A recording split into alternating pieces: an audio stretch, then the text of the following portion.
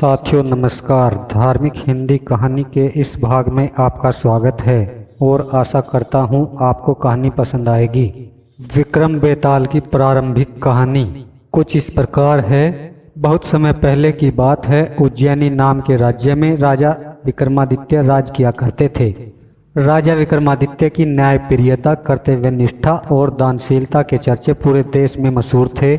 यही कारण था कि दूर दूर से लोग उनके दरबार में न्याय मांगने आया करते थे। राजा हर दिन अपने दरबार में लोगों की तकलीफों को सुनते और उनका निवारण किया करते थे। एक दिन की बात है, राज दरबार लगा हुआ था। तभी एक भिक्षु विक्रमादित्य के दरबार में आता है और एक फल राजा को देकर चला जाता है। राजा उस फल को कोषाध्यक्ष को दे देता है। उस दिन के बाद से हर रोज वह भिक्षु राजा के दरबार में आने लगा। उसका रोज का काम यही था कि वह राजा को फल देता और चुपचाप चला जाता। राजा भी प्रत्येक दिन भिक्षु द्वारा दिया गया फल कोषाध्यक्ष को थमा देता। ऐसे करते करते करीब 10 साल बीत गए। एक दिन जब भिक्षु फिर राजा के दरबार में आकर फल देता है तो इस बार राजा फल कोषाध्यक्ष को न देकर वहां मौजूद एक पालतू बंदर के बच्चे को दे देते हैं। यह बंदर किसी सुरक्षाकर्मी का था जो छूटकर अचानक राजा के पास आ जाता है। बंदर जब उस फल को खाने के लिए तोड़ता है तो उस फल के बीच से एक बहुमूल्य रत्न निकलता है। उस रत्न की चमक को देखकर राज दरबार में मौजूद सभी लोग हैरत में पड़ जाते हैं। राजा भी यह नज़ारा देखकर आश्चर्य में पड़ जाता है। राजा कोषाध्यक्ष को इससे पूर्व भिक्षु द्वारा दिए गए सभी फलों के बारे में पूछता है।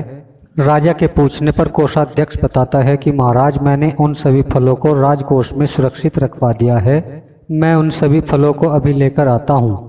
कुछ देर बाद कोषाध्यक्ष राजा को आकर बताता है कि सभी फल सड़ गए हैं, उनके स्थान पर बहुमूल्य रत्न बचे हुए हैं। यह सुनकर राजा बहुत खुश होता है और कोषाध्यक्ष को सारे रत्न सौंप देता है।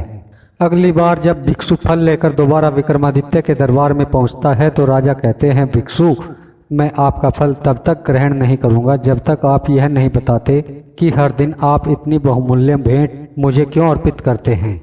राजा की यह बात सुन भिक्षु उन्हें एकांत स्थान पर चलने को कहता है। एकांत में ले जाकर भिक्षु राजा को बताता है कि मुझे मंत्र साधना करनी है और उस साधना के लिए मुझे एक वीर पुरुष की जरूरत है। क्योंकि मुझे तुमसे वीर दूसरा कोई नहीं मिल सकता, इसलिए यह बहुमूल्य उपहार देने तुम्हें दे जाता हूँ। भिक्षु की बात सुन राजा विक्रमादित्य उसकी को सहायता करने का वचन दे देते हैं।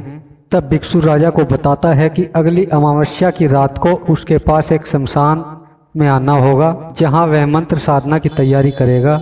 इतना कहकर भिक्षु वहां से चला जाता है।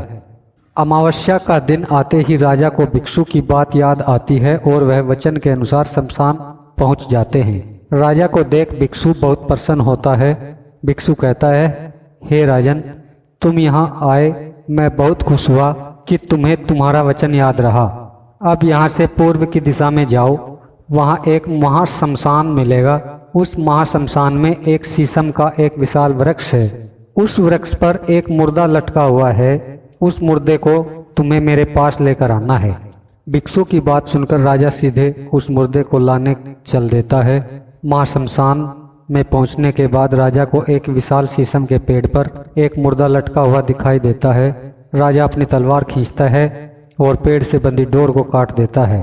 डोर कटते ही मुर्दा जमीन पर आ गिरता है और जोर से चीखने की आवाज आती है। दर्द भरी चीख सुन राजा को लगता है कि शायद यह मुर्दा नहीं बल्कि कोई जिंदा इंसान है।